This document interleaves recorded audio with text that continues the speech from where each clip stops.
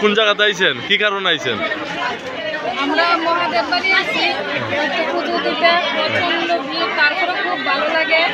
আমরা সবাই মিলে এই যে লাইন ধরে আমরা পুজো দিতে দাঁড়াইছি। আচ্ছা, এখানে যা কমিটি আছে, কমিটির ব্যবস্থাপনা কিরকম? সুন্দর সুন্দর, খুব সুন্দর, খুব ভালো। প্রতি বছর করে প্রতি বছর প্রতি বছর এই জায়গাতে আনন্দ উৎসবটা হয়, খুব ভালো লাগে। এবছর লোকজনে কিরকম দেখতে চান আপনারা?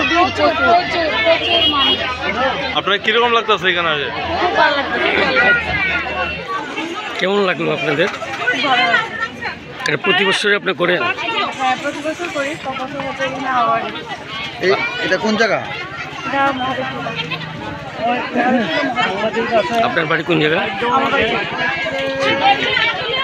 মহাদেব টিলা অনেক ঐতিহ্যবাহী একটা মন্দির, তো প্রতি বছর মায়েরা এখানে উপস্থিত হয়, এই বিষয়ে কি বলবেন? নমস্কার, আমরা মহাদেব বাড়ি আশ্রম কমিটির পক্ষ থেকে আপনাদেরকে ধন্যবাদ।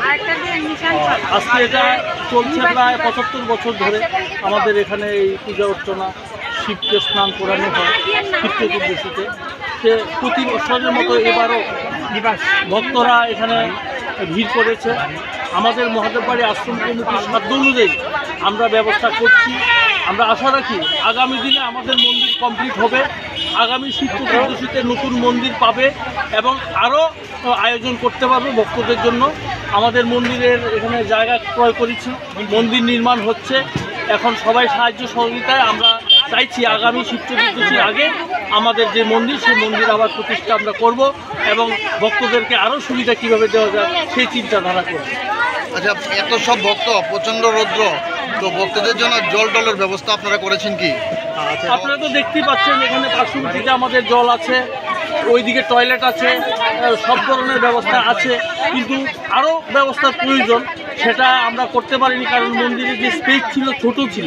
এখন আমরা জায়গা এখানে ক্রয় করেছি, মন্দির নির্মাণ করছি, সেটা আগামী দিনে হয়ে যাবে, সেটাই আমাদের বিশ্বাস। আপনাদের সহযোগিতা। Thank you.